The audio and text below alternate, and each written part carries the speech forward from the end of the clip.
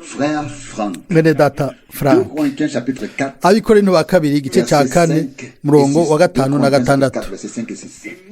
Car ce n'est pas nous-mêmes que nous proclamons kuko tutigisha abantu ibyacu le Christ Jésus, ariko tubigisha ibya Kristo Yesu ko ari we mwami, et nous-mêmes natwe yuko turabashumba banyu ku bwa Yesu. à cause de Jésus. Verset 6, car Dieu murongo wa 6, Imana imwe yavuze commandé que la lumière umuco wake uvuye mu mwiza niyo yakiye mu mitima yacu kwerekana umuco, afin que la niwo kumenya ubwiza bw'Imana buri mu nyonga ha Yesu Kristo. Amen. De Christ. Prions. Dusenge. Père céleste, Data wera wo mu ijuru, nous te remercions de tout turagushimiye n'imitima yacu yose pour que ces paroles kugira ngo ano soient majambo réalité abe igifadika dans notre vie. c'ukuri mu buzima bwacu.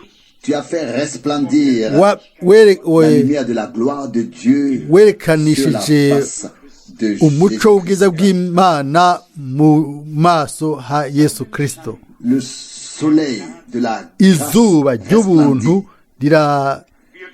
Nous te rirabagiza. remercions de Turagushimiye n'umutima wose pour le privilège kubw'amahirwe d'être rassemblés yo gukorana en ton nom mu izina devant ryawe imbere ta face y'inyonga zawe, pour écouter kugira ta ngo parole. twumve ijambo ryawe. Seigneur fidèle, Mwami mwizigirwa, accepte-nous aujourd'hui. utwemere uno munsi, Prends toutes nos pensées, ufate ivyiyumviro byacu byose, soumets tout à l'obéissance ushire de byose ta volonté. mu kubaha ukugomba Nous kwawe. plaçons consciemment Twishize n'umutimanama munsi y'uburongozi bwa mpemu wawe yera.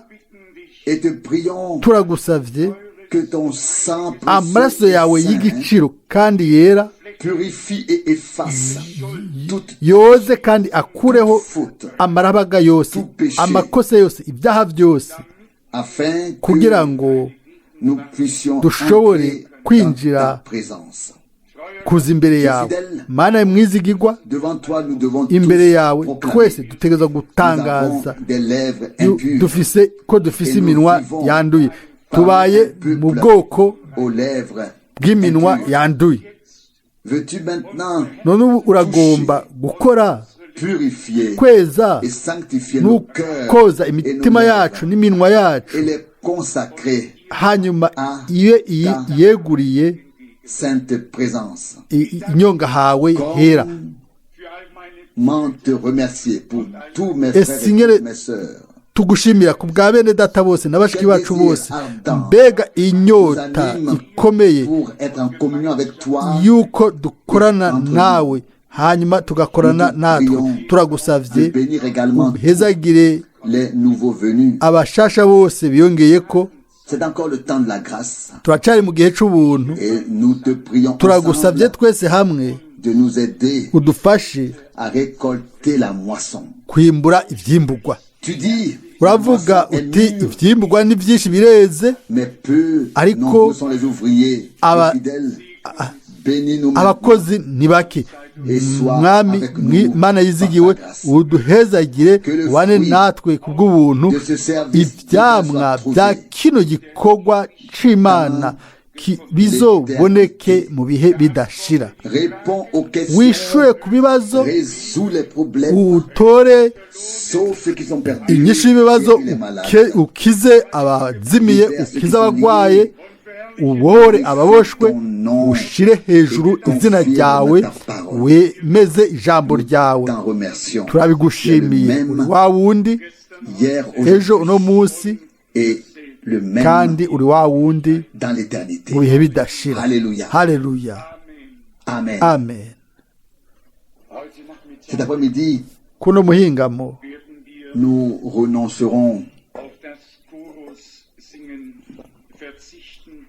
de chanter des chœurs turaza kugabanya kuririmba indirimbo ngufi kumbure muri benshi muri nyinshi no gushima no guhimbaza. Ndahejeje kumenya yuko mwene data Rusi ari hano no munsi, ntabyo narinzi. Nagomba kumusaba atubwire twese ijambo ryo kuturamutsa, hanyuma ndaza kubaha icegeranyo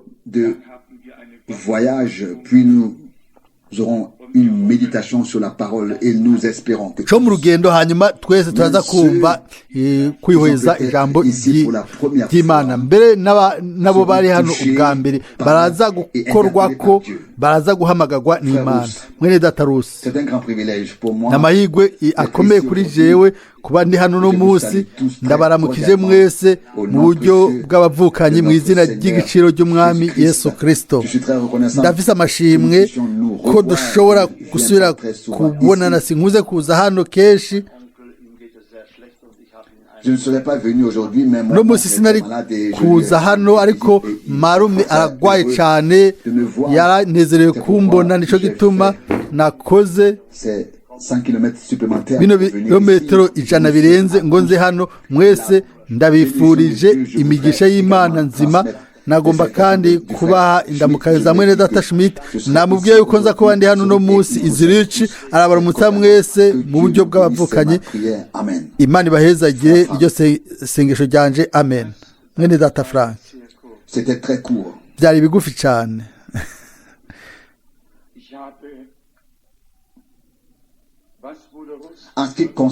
Ku byerekeye mwene data Rusi, novuga mu buryo bwo mu mutima ukuri yuko tuzinanye haraheze ni guhera mu 1953 ego 53-54 haba ibaye imyaka myinshi, kandi twarahuje kubw'umwami, kandi turwanira ukwizera. Turagwanira ukwizera abera bahawe rimwe gusa. Muri we hamwe no muri mwene data Schmidt mfise inkingi ziguma zihagaze, zitanyiganyiga, zirinda ibihuhusi byose. Ndafise amashimwe ku Mana ku bwa bene data nk'abo mu ikoraniro ry'Krefeld. Amen. Mwebwe bene data bashiki banje bakundwa muri hano, noshoboye kuvuga cyo kimwe kuri mwebwe mwese. Ibihuhusi bimwe bimwe byaratwitaye ko, kandi n'ibindi bizoza. Mais par la grâce de Dieu, nous resterons debout. Si notre maison spirituelle a été ariko kubwo ubuntu bw'Imana tuzoguma duhagaze nimba inzu yacu y'imhemu yubatswe ku rutare. Ni gusa abubatse ku mucanga nibo bazotwagwa, nibo bazosenyuka. Nico umwami avuga mu ijambo. Iyo ibihuhusi bije, ibihuhusi bikisuka, aho rero ucubona nimba bubatse ku rutare canke atari byo. Ico numva afise mu mutima wanje nk'amashimwe ku Mana, kandi ku bwa mwebwe mwese iyo nyene imwe niyo bicira urubanza. Ndazi yuko umwami afise inzira yiwe hamwe natwe, ko abandanya igikorwa ciwe, kandi ubutumwa bwa nyuma burashikira impera zine z'isi. Tuzotangura mu Butaliyano mu minsi iza. Ndamaze kubivugira hano. Musenge mu buryo budasanzwe kubwo igihe c'itariki 3 gushika 11 z'ukwezi kwa gatanu. Intambara mu buryo bw'imhemu zigenda ziba zikomeye kandi zihambaye, ariko ukuri kurabandanya inzira yako. Abo bose b'ukuri barumva ijambo ry'Imana. Isi yose irashobora guhungabana igatembagara iyo Yohana yandika, igihe yandika ngo turazi ko turi ab'Imana, isi yose nayo iri munsi y'ububasha bwa wa mubi.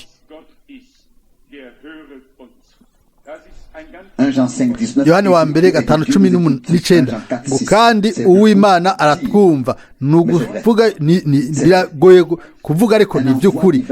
Iyo Imana itumye, ijambo ry'Imana riba ryateguriwe ubwoko bw'ico gihe buroranye, turabifitiye amashimwe. Mu buryo bwa politike n'ibindi, ibintu bibiri bidasanzwe byarakoretse uhereye hamwe ni muri Libiya, ahandi ni i Roma. Ibyabaye i Roma byarankoze ko mu buryo budasanzwe. Sifise televiziyo, nta televiziyo ntunze, ariko abafise imwe ntibogira isoni, ntibayinyegeze, ariko canke ngo bayishyire hanze. Uko bimeze kose, narabonye mu kinyamakuru cya televiziyo, nararavye umuntu w'i Vatikani ari mu isinagogi. Ntawategezwa kuvyizera, kuvyemera, ariko baririmbye Zaburi 150 banezerewe cane.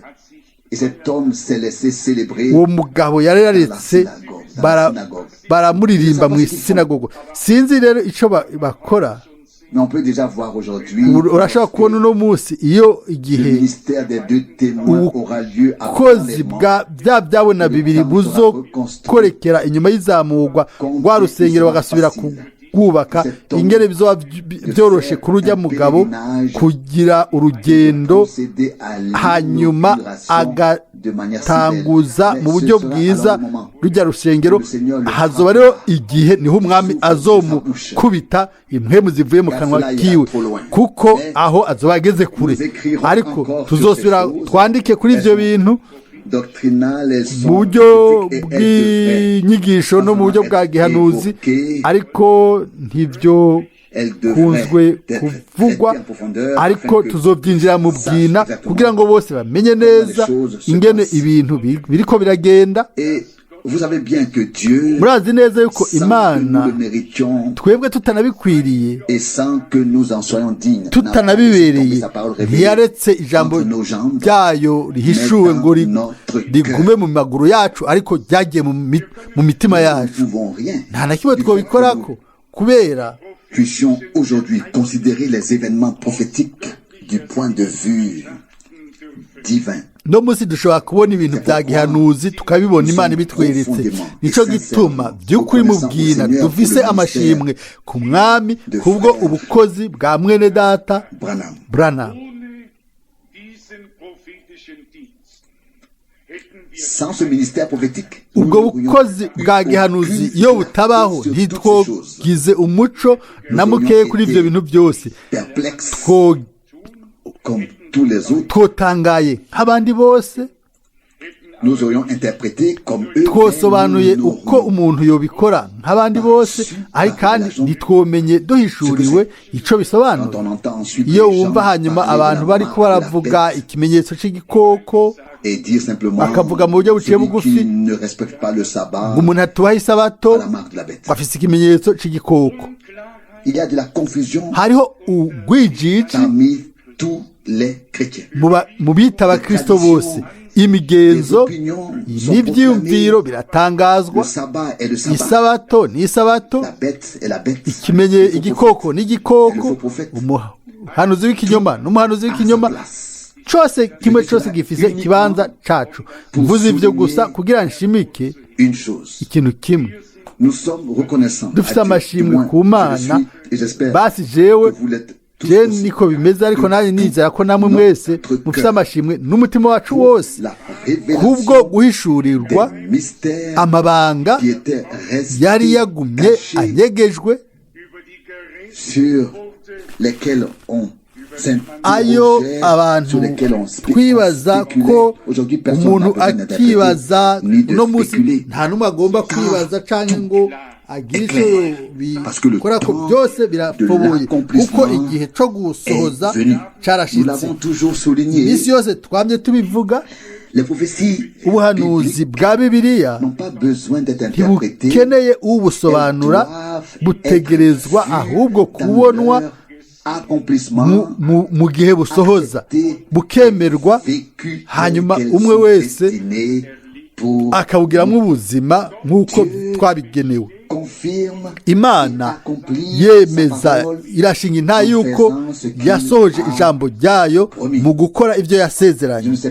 Sinzi niba ari hano canke ahandi hantu, ariko igihe cyose amasezerano y'Imana asohoza, umuco uraza, umuco no guhishurirwa kw'ijambo n'ukugomba kw'Imana biraza, ariko biza aho nyene ubwoko bw'Imana buri mu kurindira bwiteze yuko Imana isohoza ijambo ryayo ikarishira mu ngiro. Igihe cya Mose isi yose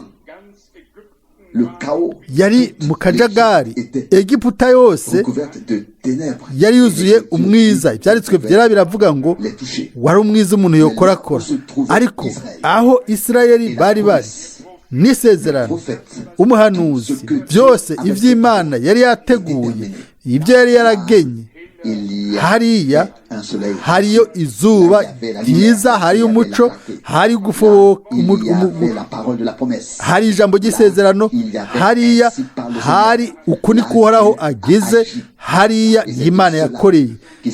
Nibyo rero nibijanye n'ibyo kuri twebwe uno munsi, si bijanye no kurema ibineza neza no kugerageza kwerekana ko ubaha Imana, ariko no kumenya Imana mu gikorwa cyayo mu gihe nk'iki, hanyuma ibintu byose ukabitondeka, Imana ibidufashije nk'uko yabikoze mu byanditswe byera. Twatanguye hano n'umurongo w'Abikorinto ba kabiri igice cya 4 ahavugwa Abikorinto ba kabiri 4 umurongo wa 5. Imana imwe yavuze ngo umuco wake uvuye mu mwiza niyo yakiye mu mitima yacu. Amina.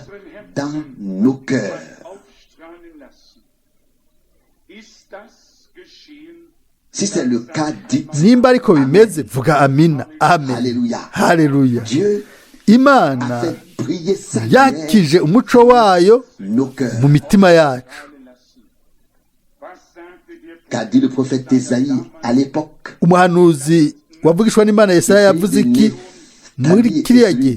Ngo igihugu c'Inefutali na Zabuloni cyari mu mwiza, cyabonye umuco mwinshi cyane. Yesaya 9 umurongo wa 1. Hariya umwami yari yagiye kugira akore, yari umuco, niwe muco w'isi, bose bamurikirwa nawe. Atariho nta muco ubaho, nta n'ubuzima bubaho. Muri we hari ubuzima, kandi ubuzima wari umuco w'abantu. Ibyo byose biragendana. Si umuvugabutumwa, si umuntu azanye ijambo ry'Imana, ariko uko iminsi yose twakunze kubivuga, igikorwa cyo gutangaza kuzana abantu ku Mana, kugira ubumwe n'Imana. Niyo ntumbero, niyo sobanuro yo gutangaza ijambo ry'Imana.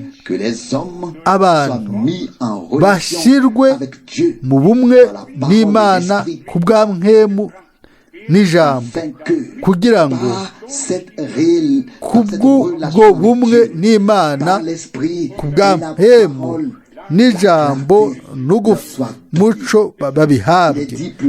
Kure haravugwa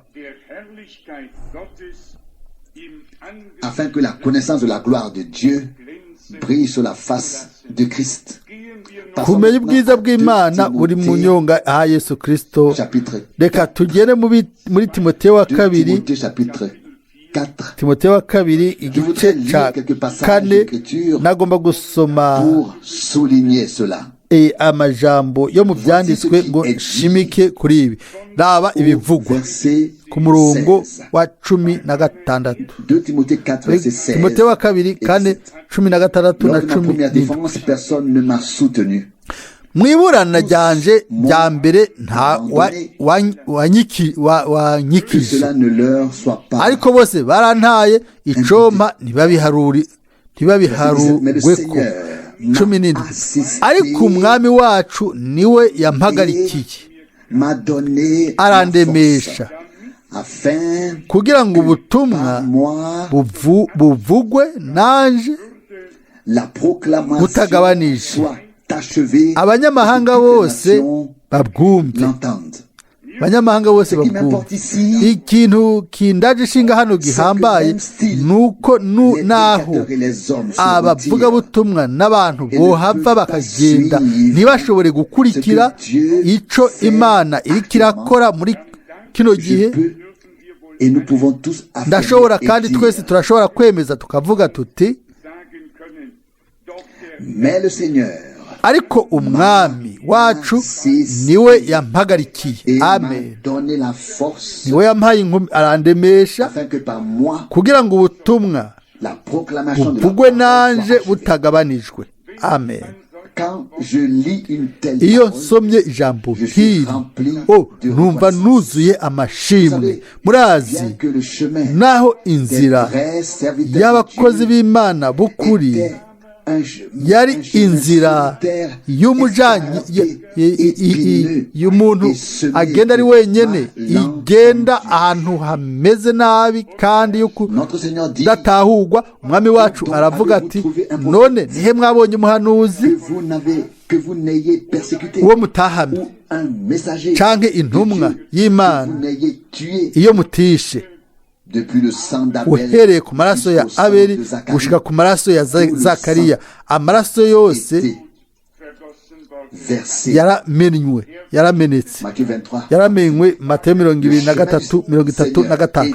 Inzira y'umwami nayo nyene yari idatahuritse imbere y'abantu. Kubera iki? Kuko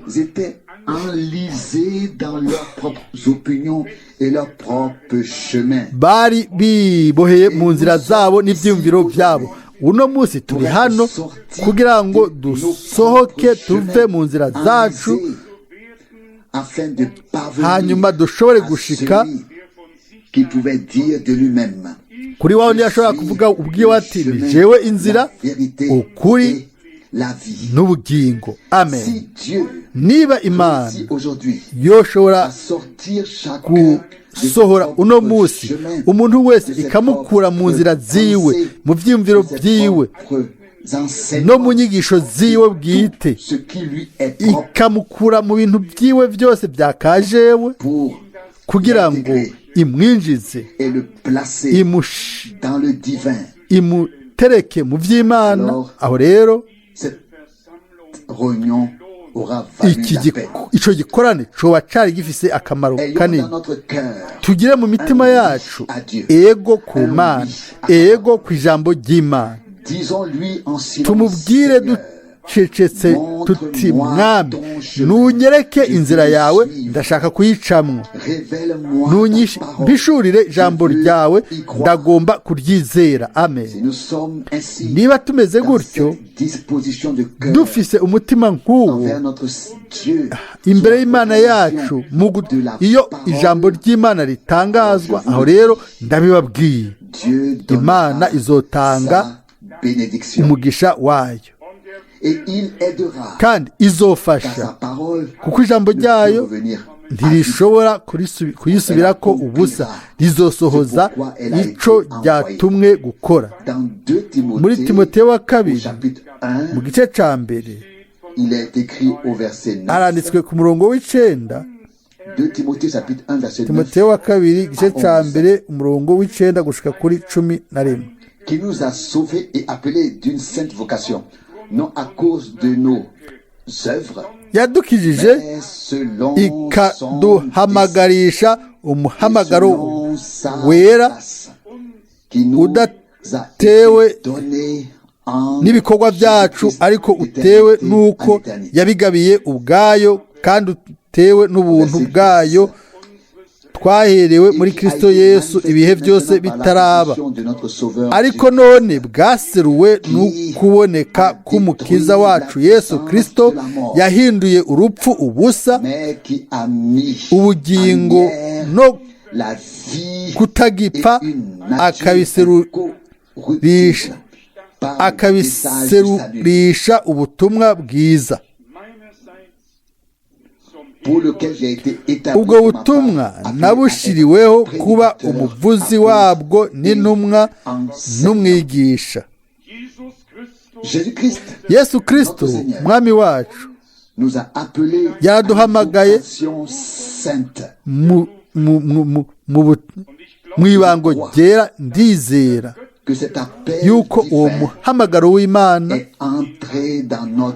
winjiye mu buzima bwacu kuko yari yamaze kutugenera ibyo imbere y'uko isi n'ijuru bibaho ngo twumve ijambo ry'iwe, tugire umwimenyerezo w'ubuntu bwiwe, hanyuma twakire ubugingo budashira. Nicyo gituma yashoboye kwandika mu byanditswe mu byakozwe n'intumwa 13 Pawulo ngo abo bose bari bagenewe ubugingo budashira barizera. Amen. Byakozwe n'intumwa 13:48 ngo wizere n'umutima wawe wose yuko Imana yakugeneye imbere yuko isi n'ijuru bibaho kugira ubugingo, ariko atari ubugingo bwa hano gusa ku isi by'akanya, ariko ibihe bidashira mu bwiza. Kandi uzobona yuko kubwo uko kwizera umugambi w'agakiza uwo iri kirasohoza ikintu runaka kiriyugurura muri wewe kugira ngo cakire ikintu c'Imana hanyuma gishobore kucizigira. Umurongo w'9 yaradukijije, yaraduhamagaye umuhamagaro wera udatewe n'ibikorwa byacu ariko utewe n'uko yabigabiye ubwayo kandi utewe n'ubuntu bwayo. Amen. Mbega ijambo ry'ububasha, atari ukubera twakoze ibikorwa kugira ngo ntihagire umuntu yishemagiza. Ugomba kwishimagiza yishemagize mu mwami. Amen. Wagaragaje ubuntu bwiwe kuri twebwe. Ugomba gushima nashimire umwami yaje akatanga ikiguzi gikomeye i Golgotha. Umurongo wa 10 hano, ariko noneho yarasambuye ububasha bw'urupfu, ubugingo no kutagipfa akabiserurisha ubutumwa bw'agakiza. Amen. Ugutangaza ibino bintu byiza by'Imana, ibyo Imana yaduhaye biba mu butumwa bwiza. Ubutumwa bwiza bisobanura ubutumwa bw'umunezero, ubutumwa bwiza ku munyabyaha akijijwe, ubutumwa bwiza ku murwayi akize, ubutumwa bw'umunezero kuri abo bose bari mu bihe ibyo ari byo byose bigoye bategeza kuza ku mwami. Nicyo gituma umwami kiriya gihe yavuze ngo nimugende mu isi yose. Amen. Mubabwire ubutumwa bwiza abaremwe bose. Kubera iki twihuta? Ni kubera ko dutangaza ijambo kugira ngo duhe abantu ubutunzi butomenyekana bw'Imana ubwo twahawe muri Yesu Kristo, kugira ngo babumenyere. Amen. umurongo wa 12 ubandanya gutya. C'est aussi la cause de mes souffrances actuelles dont Nico gituma kandi mbabazwa ntya yamara ntibintera isoni ni ma confiance. kuko nzi uwo nizeye.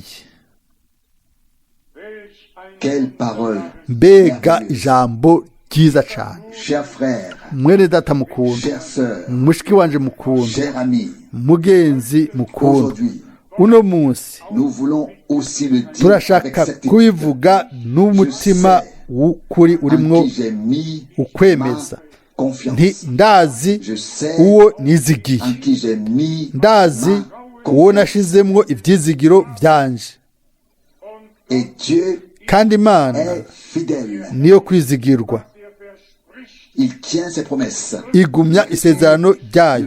Ibyanditswe vyera ntivyotiturwa. Uwo ari we wese Aujourd'hui, le uno nom du munsi Seigneur. atabaza umwami azokizwa, Car ainsi est-il écrit. kuko uko niko byanditswe mu muhanuzi Yoweli. Ainsi l'a mentionné Pierre. Kandi Petero yabigarutse ko mu butumwa bwiza bwiwe bwa mbere ku munsi wa Pentekote. Pawulo nawe arandika hano ngo kuko ndazi uwo nashizemwo ivyizigiro byanje, Ma confiance. uwo nizigiye. Alléluia. Haleluya. Il faut Birakwiye aussi kandi laisser une place au cœur.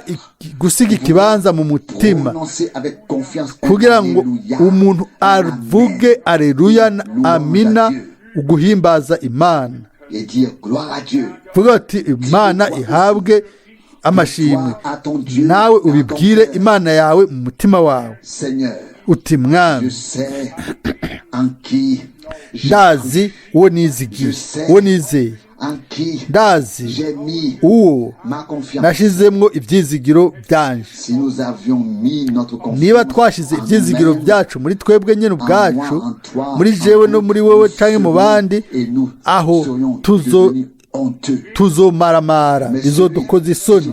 Ariko uwizigiye umwami ntazigera, ntazoshobora kumaramara, kuko Veille à ce que ces promesses acunga kugira ngo amasezerano yiwe ayasoze.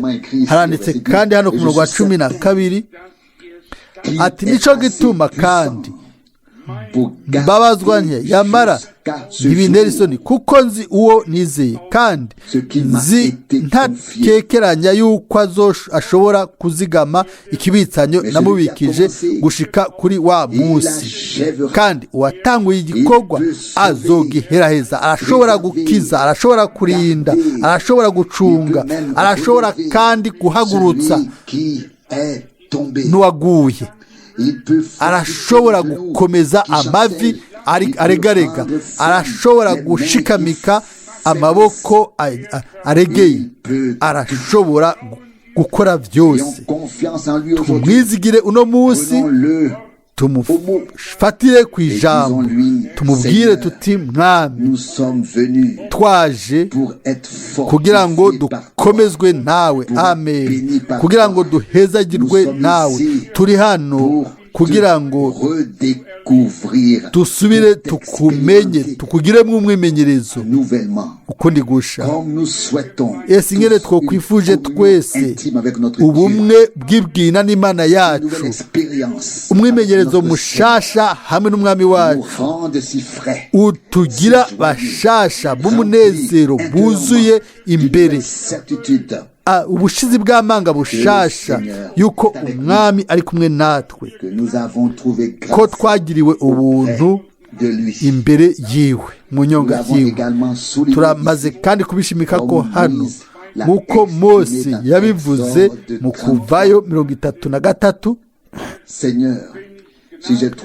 ati mwami, nimba nagiriwe ubuntu mu nyonga hawe, numenyekanishe, nunyereke inzira zawe.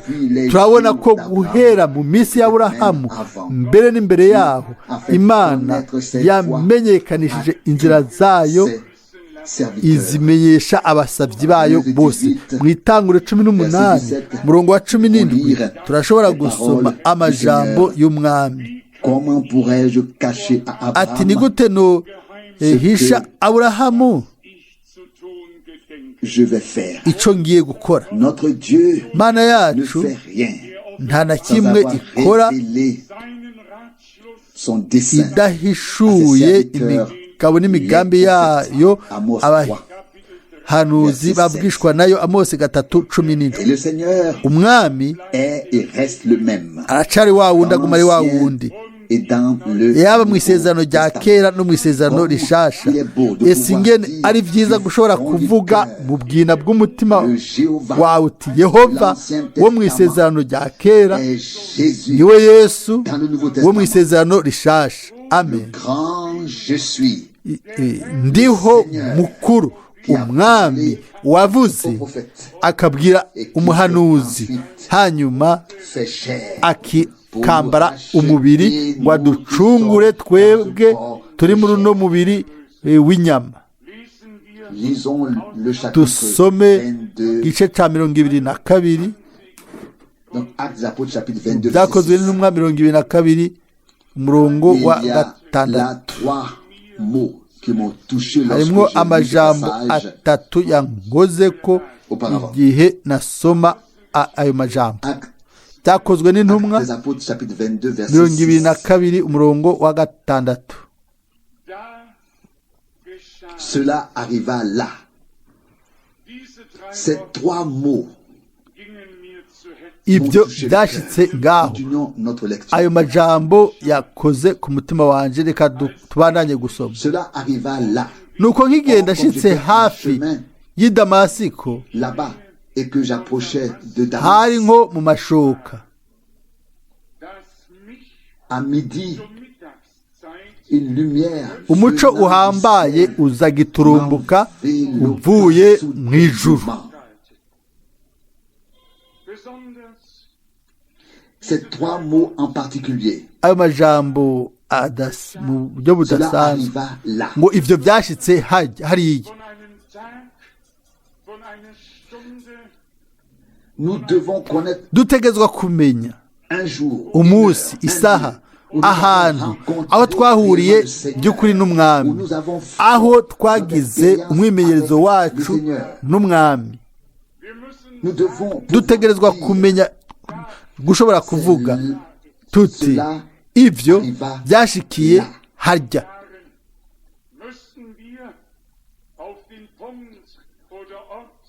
même après des années et des années nous n'inyuma y'imyaka canke imyaka myinshi turashobora kuba twobitondeka neza ahantu hazwi neza tukavuga tuti cela arriva ibyo byashikiye hariya. là que le Seigneur m'a ni hariya umwami yambaririye, niho yantwikiriye umuco wiwe, niho yampamagariye, chargé d'une mission, niho yampaye igikorwa, niho yantumye, niho yankijije, niho yangiriye imbabazi. que l'on puisse simplement dire tugashobora mu buryo buciye bugufi no munsi cela peut arriver. ivyo birashobora gushika. Uno munsi turashobora kugira umwimenyerezo w'Imana. Croyez pas que nous sommes ici uniquement Zere ngo turi hano gusa ngo tuvuge de ce que d'autres ont vécu. ibyo abandi babayemwo mu Mana hamwe n'Imana. Oya, twizera ahubwo yuko turi hano uno munsi kugira ngo tugire ubuzima bwa bya bindi nyene hamwe n'Imana, ngo twakire mu biganza vy'Imana ivyo bene data n'abashiki bacu bo mw'ishengero rya mbere, ivyo bahawe n'Imana, ivyo bagizemwo ubuzima. Mbega muravyemera? Amen. Niba two kwibaza gusa yuko dufise Paulo imbere yacu, ibyo byabereye hariya, aho rero ibyo bica bimera nk'isenema turiko turaraba kumbure. Oya, tugomba twebwe kugira umwimenyerezo ubwacu. Hamwe no munsi tuvuge tuti ibyo byabereye kuwa Mungu ku muhingamo Izuriki dans la Volkshaus, mu cyumba cyera kivugirwamo ubutumwa bwiza turagomba kuvuga tuti ni hariya niho ibyo byabereye, ni hariya niho Imana yambwiriye, ni hariya yampaye umuco, ni hariya yampaye umuco mwinshi, ni hariya yanyemeje yuko n'umunyabyaha inyereka ingene nari nzimiye, ni hariya niho nimenye, niho namumenye, niho ibyo byabereye. Tubandanye gusoma, murazi iyo nkuru. Ubu ndasoma guhera ku murongo wa 12, byakozwe n'intumwa 22 murongo wa 12. Umugabo yitwa Ananiya yubaha Imana mu kumvira ibyagezwe, yashimwa n'abayuda bose babayo. 13 aza aho ndi ampamagara hejuru arambarira ati Sawuli, ni wowe Sawuli mwene data, humuka. Ako kanya nyene ndahumuka, ndamuraba, ndashobora kuraba. Mbere n'inyuma aha yari gushobora kwandika cyangwa akavuga ati ibi byo byabereye hariya. Igihe Imana itwihishuriye, igihe dufise uguhura n'umwami, ikintu runaka kirakoreka. Iyo atuvugishije, iyo aduhamagaye, umuco n'ubuzima biraza ugufoboka, biraza, amaso yacu ariyugurura. Amen. Igihe amaso yugurutse, tuba twagenewe gutangaza cyangwa gutanga uwo muco nyere tukawuha abandi. Nibyo dusoma hano ku murongo wa 14.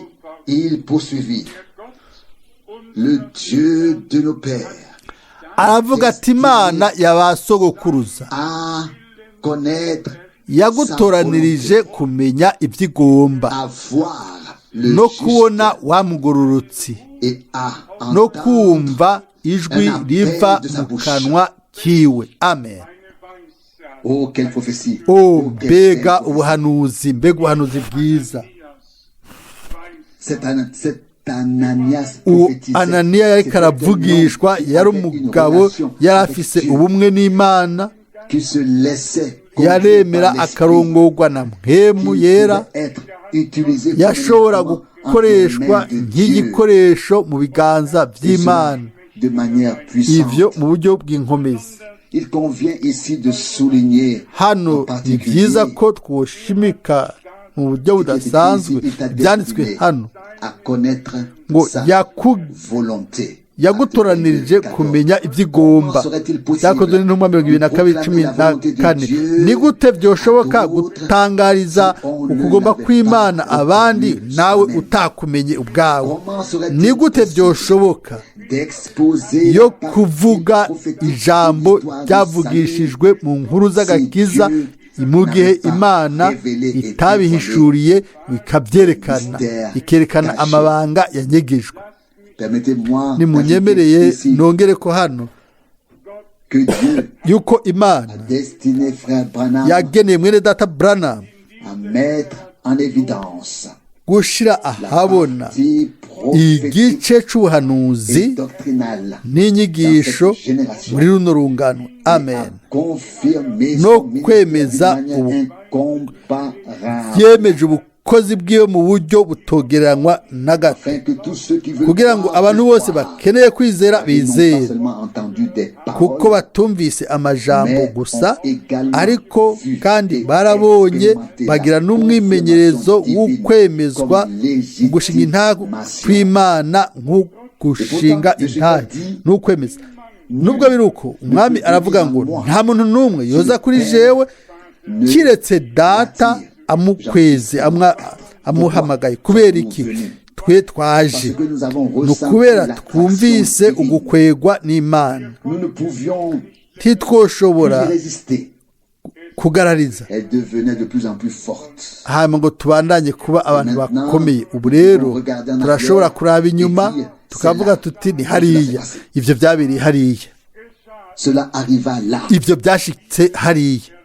Nous avons pu vivre de nombreuses expériences. twagize imyimenyerezo myinshi ku bw'ubuntu bw'Imana. Frère Branham, niba mwene data Branham yashobora kuba hano uno munsi, il pourrait yari montrer gushobora kwerekana le 11 juin n'urutoke itariki 11 z'ukwezi kwa gatandatu mu 1933 ku nkengera y'uruzi Street hariya ruhurira, akavuga ati ntihajya naho byabereye, ati byabereye ngaho hari saa 8 igihe umuco ukomeye watobora ibicu byijimye, ijwi rikavuga ngo nk'uko Yohana yatumwe nk'integuza yo kuza kwa mbere kwa Kristo, nawe urungikanywe ubutumwa buzoba integuza yo kugaruka kwa Kristo. Amen. yari gushobora kuvuga ati ni ngaho hajya niho byabereye, ibyo byashikiye hajya. umuntu wese abonye inkingi y'umuriro hejuru ku mutwe we yoshobora nawe kuvuga ati ibyo nabyo byabereye mu kwezi kwa mbere mu 1950 i Houston i Texas, byabereye hariya. Yohana Umubatizi yashoboye kwerekana ikibanza aho ijuru ryiyuguruye, mpwemu akamanuka. yari gushobora kuvuga ati ni ngaho, aho niho byabereye. bamwe 120 bashobora kwisunga icumba cyo hejuru bakavuga bati nihajya niho byabereye. bagenzi bakundwa, iyo dusoma ibyanditswe byera tubonamwo uburorero bwinshi bw'abantu, abagabo bagize umwimenyerezo n'Imana. Amen. turi intahe nzima kandi zigendagenda z'Imana nzima hano kuri nosi, hagati mu isi ihakana mu buryo bunini kw'Imana iriho, ariko turashobora kunezerwa igihe cyose mu migisha y'Imana yacu. Voici maintenant rero ikintu gikomeye hano mu cete cy'ibyakozwe n'intumwa 24 umurongo wa 14 haranditse ngo aravuga ati Imana y'abasogokuruza yagutoranirije kumenya iby'igomba no kubona wa mugororotsi no kumva ijwi riva mu kanwa kiwe. 15 kuko uzomubera icabona ku bantu bose ku byo wabonye kandi wumvise. 16 none ikigutevya ni iki? va hasi ubatizwe wiyuhagire ibyaha byawe wambaze izina ryiwe. Amen. none byari iki? uguhinduka byuzuye, umubatizo urimwo.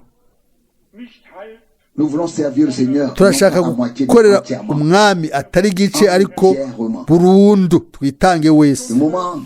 mu gihe cyari gishitse Imana ikagomba kuba iyo turonka umuntu wacu wese, niba twagenewe kumenya iby'igomba, kubera iki tutotegerezwa natwe kubikora? nk'uko nyine Pawulo handitswe mu byakozwe n'intumwa 26 ku murongo wa 28 ngo uzobugurura amaso kugira ngo bahindukire bave mu mwiza baje mu muco, bave mu bubasha bwa Satani baze ku Mana kugira ngo baronke imbabazi z'ibyaha byabo, baronke n'umugabane n'umwandu mubejejwe no kwizera jewe no kunyizera. Hano nibijanye no kuguruka amaso. Ubwa mbere amaso yo yarugurutse, hanyuma yakigwa n'umuco, hanyuma yagenewe kugurura amaso y'abandi.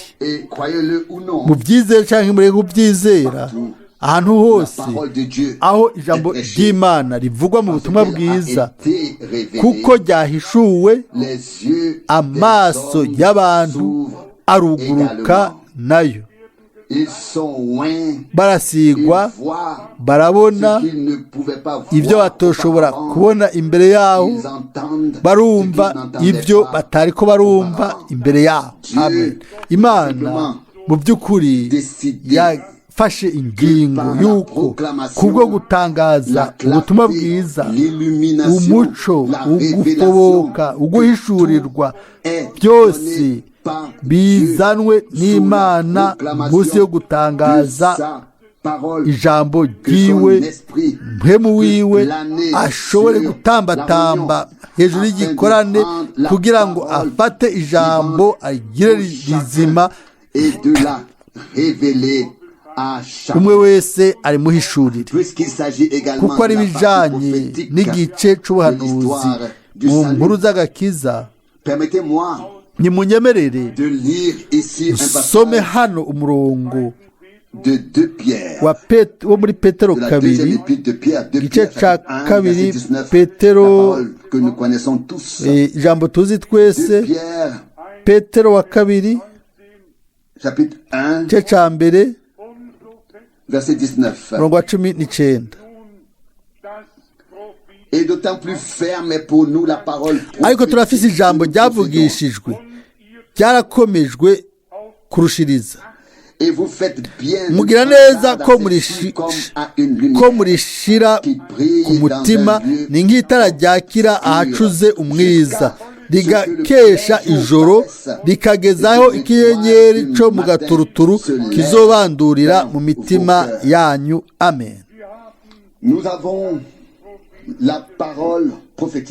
Turafise ijambo ryavugishijwe, kandi iryo jambo ryavugishijwe riraka, rimaze guhishurwa n'Imana nk'umuco wakaka ahantu, wakira ahantu h'umwiza.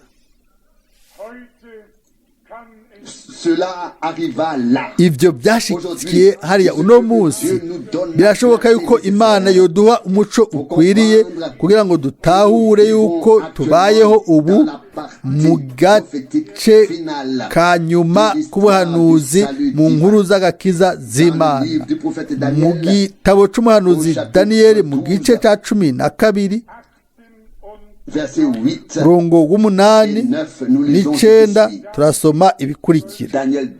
Daniyeli 12, 8 n'icenda. Ndavyumva ariko sinabitahura. Ndabaza nti databuja, ikizobiherukira ibindi muri ibyo ni ikihe? Aranyishura ati, igire Daniyeli, kuko ayo majambo arakabanga, amatanishijwe ishashara, idomemwe ikimenyetso gushitsa igihe c'iherezo. Si ibihe byose, ariko ni gushika ku gihe c'iherezo.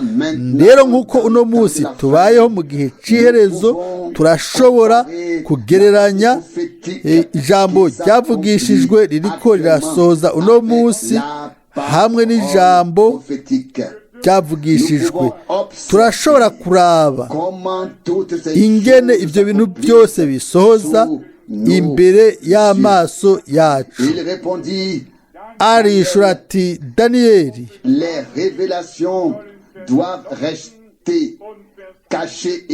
ayo majambo arakabanga amatanijijwe ishashara idomwe ko ikimenyetso gushitsa igihe cy'iherezo. Ubu rero turi ku iherezo ibihe ndiko ndabyandika mu gitabo gikurikira. Si uko twasomye cyane Bibiliya cyangwa twaba dufise ugutahura neza Bibiliya, oya si ibyo, ariko nuko igihe cyageze, nuko isaha y'Imana yashitse, ko ubutumwa bw'Imana buri ngaho, yuko isaha ya nyuma y'Imana iri ngaho. Umuhamagaro w'ishengero mugeni uri kuraba, ugutegurwa kubwo umunsi uhambaye w'ubwiza ko kuraba. Murabizi neza igihe icyo cigwa abantu bakivuga ko iminsi yose wama wumva abantu bavuga ibyo twamye tubyumva harize imyaka amajana n'amajana. hariho nk'uwambariye ubushize ngo nyokuru wanje yararindiriye ashikamye kugaruka, ararindiriye kugaruka k'umwami na mama wanje. ubu rero ndamaze naje gusaza, ni gute none ntubandanya kubyizera? aho rero ijambo ryaciye rinza mu mutima, mu cyumviro, ngo niba nyokuru canke mama atarindiriye ukuza k'umwami, ntazobigiramwo umugabane igihe azozira kurondera abiwe, ariko nisezerano iryo abantu bose bakunze ukuseruka kwiwe ntaco bitwaye igihe babayemwo, igihe bazoba bari mu bwiza. n'abantu bari barindiriye ukugaruka k'umwami mu gihe cyabo. yaba bitameze uko, ntibobaye banahari, ntibogizemo umugabane igihe azozira abapfuye muri Kristo bakazuka. ndababwira igituma. mu bizera bose b'ukuri hariyo ibyizigiro bizima by'Imana, kandi ivyo ntibishobora gukugwaho canke ngo binyikizwe. birafise ubuzima, biratembera. murazi ibyo ndiko ndavuga. ntidufise Imana yapfuye cyangwa ukwizera kwapfuye, dufise umwami yazutse, dufise ibyizigiro bizima. kandi niba Pawulo yashobora kwandika kiriya gihe ngo ntituzopfa twese,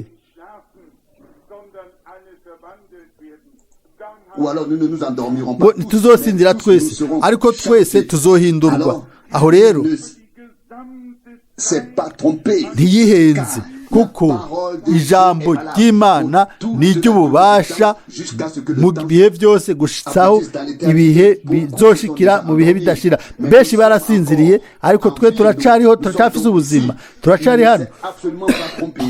ariko ntibihenze, ibyo yanditse biriko birasohoza imbere y'amaso yacu natwe, kandi ijambo rizosohoza naryo nyene abo bose bagumye ari bazima bazohindurwa. abapfuye bazokwambara ukudapfa, igipfa igihona kizokwambara kudapfa, ikibora kizokwambara ukutabora.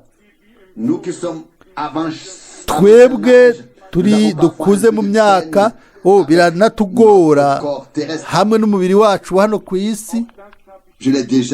ndamaze kubivugira hano, ariko tunezerwe kandi twirurane mu kumenya yuko umunsi umwe ukundi gusha tuzoba imiyabaga, ntituzosubira kandi gusaza.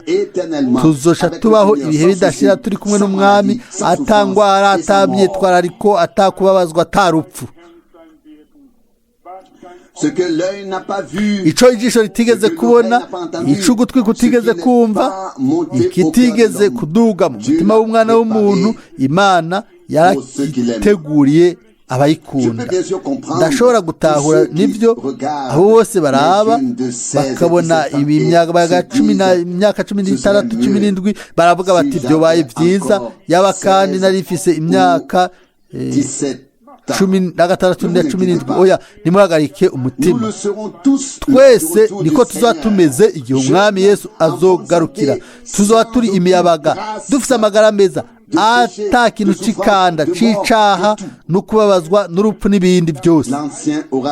Ica kera kizoba cakuweho, byose bizoba byahinduwe bisha. Amen.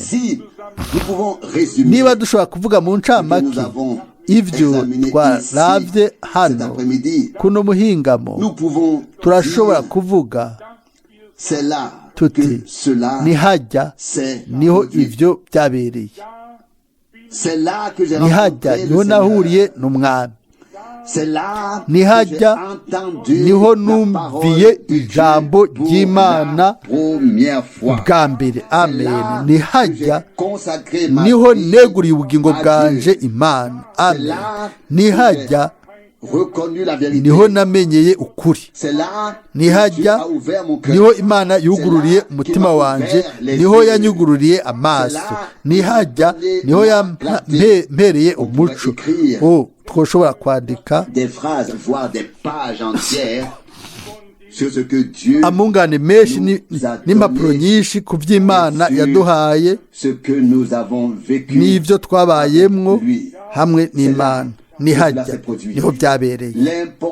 Igihambaye ni uko dushobora kuvuga tuti ndazi uwo nizigiye, narahuye nawe,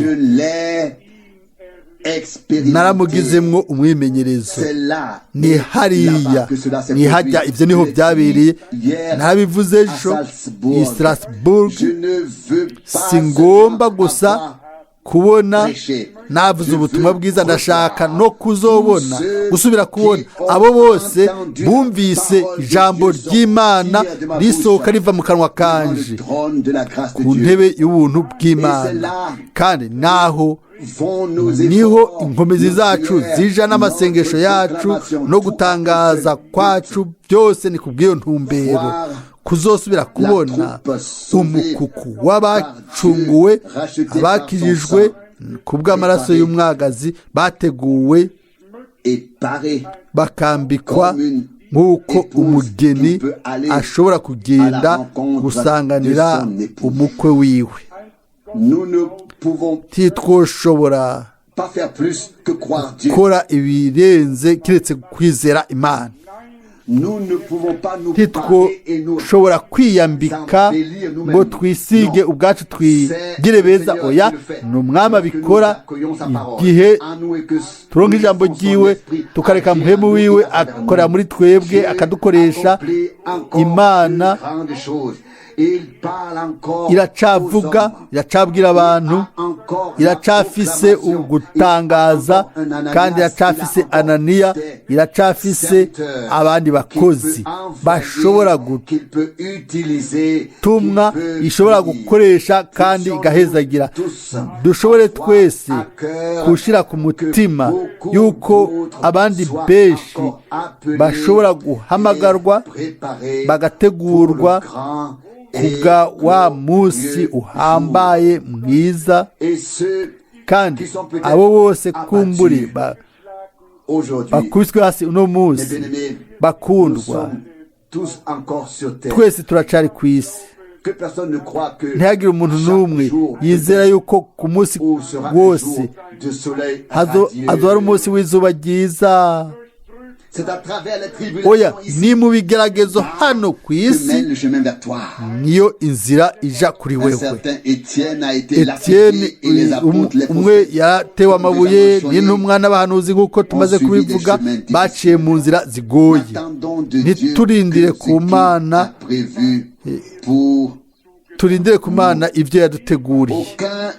Ntihagire umuntu n'umwe muri twebwe yoshobora kwicira inzira yiwe ngo ayicemo. Inzira yawe n'iyanje zamaze kugenwa n'Imana. tuzikurikire tuzicemwo twizeye mu buryo bushoboka bwose, ataguharira n'Imana, ataguharira nayo. Inzira irashobora kuba igoye, ariko ijana mu bwiza, amina, bw'Imana. Nimba hariho muri mwebwe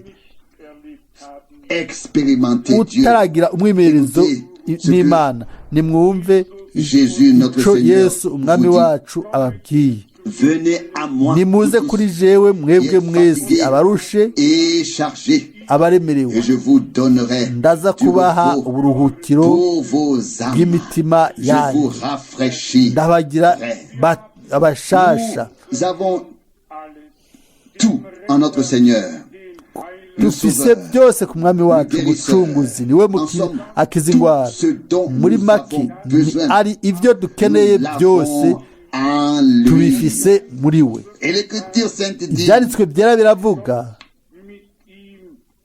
ngo ni gute Imana itazoduha byose hamwe nawe.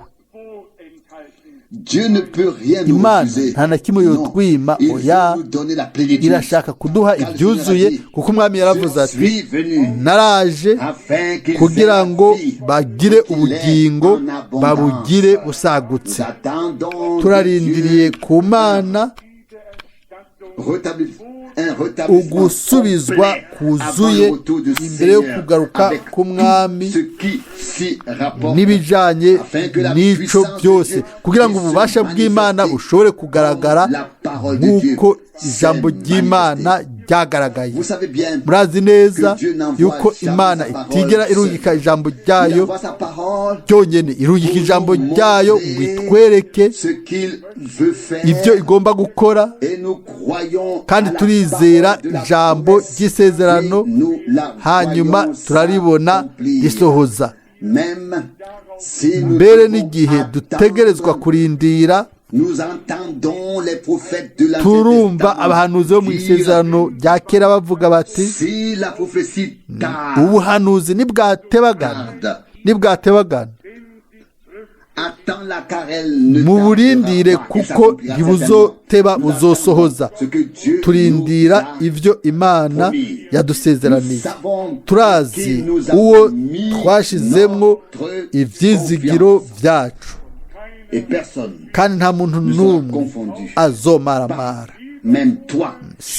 Nawe ntuzomaramara. Mwene data mukundwa, mushiki wanje, ntube umuntu atizera, ntiwirabe ko ubwawe canke mu bihe uri kuracamo, kuko icaha kimwe kibi ni ukutizera. Naho utarabona inyishu, wizere yuko Imana imaze kuyitanga, hanyuma uzoyihabwa. Ndabasavye uko mukora kose ntimukekeranye ku byo Imana yasezeranye. Bitari uko tuba tuyigize umubeshi. Imana ni ukuri, ijambo ryayo ni ryera, ryasezeranye arabigumya. Amasezerano yose y'Imana ni ego kandi ni amina. Murashobora kubivuga amen. Isezerano ryose rizosohoza, kuko akanwa kera k'umwami karabivuze. Imana si umuntu, Imana ni Imana, kandi iri hejuru y'ibintu byose. Ububasha bwa Satani buzoja munsi y'ibirenge vyiwe, kandi intsinzi y'Imana yacu izogaragara. Amen. Neza neza nk'uko twabihawe kubw'ubuntu i Golgota, nimurabe ibyo bizosohoza kubw'ubwiza bwa Yesu. Amen. Turahaguruka kubw'amasengesho. Mana yizigiwe, kubwo ukwizera ko twakiriye, kubwo gutangaza jambo ryawe, dans la prédication, nous mu venons butumwa bwiza ensemble turamaze twese hamwe imbere yawe te remercier. ku ntebe yawe y'icubahiro kugushimira. uze rero hagati mu mirongo yacu usohoze ijambo ryawe muri abo bose bafise ico bakenye, ico bakeneye kibahagayitse umutima, umutwaro uko bimeze kose, kuko ubwami bw'Imana si bijanye gusa n'amajambo, ariko ni mu bushobozi bwa mpemu n'ububasha. Mwami mukundwa, uramvure ikiganza, ukuboko kwawe usohoze ibitangaza n'ibimenyetso bikomeye kubw'izina rya Yesu, kubw'ububasha bw'Imana. Ivyo bikoreke ubu kubw'ubwiza bwawe n'amashimwe yawe. Mana yizigiwe, nk'uko twavyizeye ibyo byarasohoje. Turabigushimiye n'umutima wacu wose, kandi turavuze twese hamwe tuti haleluya, amen. Yahimbazwe Imana, haleluya. Yahimbazwe Imana. Mwami mukundwa, isaha yo guha ubwiza izina ryawe no kwemeza ijambo ryawe ibe ishitse. Uhagurutse ubwoko bwawe, o Mana. Ni gute twogushimira natwe tugashobora kuvuga tuti ibi byabereye hariya, haleluya. Kandi turashobora kuvuga mu ncamake twerekana ikibanza aho ibyo byakorekeye hamwe natwe, kandi ku bwacu ku musaraba i Golgota. Ni hariya, ibyo niho byabereye, haleluya. Niho byabereye ku bwawe, niho ibyo byabereye ku bwanje. Byarasohoje ku bwawe no ku bwanje, ku bwacu. Abazimiye barakizwa, abarwayi barakira indwara, ababoshwe baridegembya, umunsi w'ukwemererwamwo, wo kwemerwa, umunsi w'agakiza, umwaka wa yubile, umwaka urimo iminsi 365, ariko igihe c'ubuntu kigiye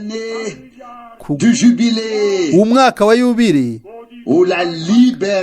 aho ukwidegembya utangarizwa abo bose baboshwe, amen. Ahanditswe yuko ategerezwa kurekugwa. Ese mpemu w'umwami yoza mu gikorane ku bwoko bwose bw'Imana, kugira ngo ababoshwe babohoke, abazimiye bakizwe, abarwayi bakire indwara. Ushire hejuru ishengero ryawe mu cubahiro c'Imana, o Mwami mwizigirwa.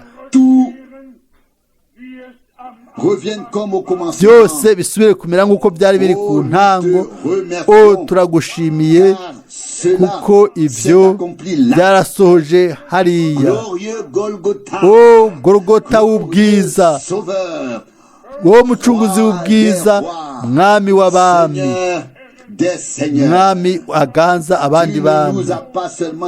Ntiwaducunguye gusa, ariko waratwihishuriye. parlé, waratuvugishije, tu nous as donné la waduhaye lumière et la umuco clarté. no gufobokerwa. Nous te remercions pour Turagushimiye cela. kubw'ivyo, Accorde-nous bientôt uduhe vuba d'aller de l'avant. kugenda tuje imbere, Accorde-nous une uduhe percée. Mon Dieu, kwigira imbere. O mana yanjye, enlève tous les soupirs et les ukure plaintes, iminiho yose no tous les kwidoga gémissements. no kuboroga, Donne-nous la foi uduhe ukwizera et la confiance, no kwizigira, car nous ne nous fions pas kuko à nous-mêmes, ntitwiyizigiye mais à ubwacu, toi. ariko twizigiye wewe, Imana nzima. Tu as déjà vaincu. Umaze kunesha, Tu es le vainqueur. niwe de muhizi Golgotha. wanesheje Golgota. Alléluia. Haleluya! À ton nom, Izina Dieu ryawe, fidèle, Mana yizigiwe, Je sais. ndazi que mon Rédempteur yuko vit. umucunguzi wanje ariho. Seigneur, nous savons Mwami, que turazi tu as agi parmi yuko nous aujourd'hui. wakoreye hagati yacu no munsi. Les gens pourront dire, Abantu bashobora kuvuga c'est là bati que cela s'est passé. byabereye hajya. Seigneur, je Mwami, t'en remercie et je ndabigushimiye te rends seule la gloire. kandi ndaguhaye Au nom de ubwiza Jésus. wewe nyene mu Amen. izina rya Yesu. Amen.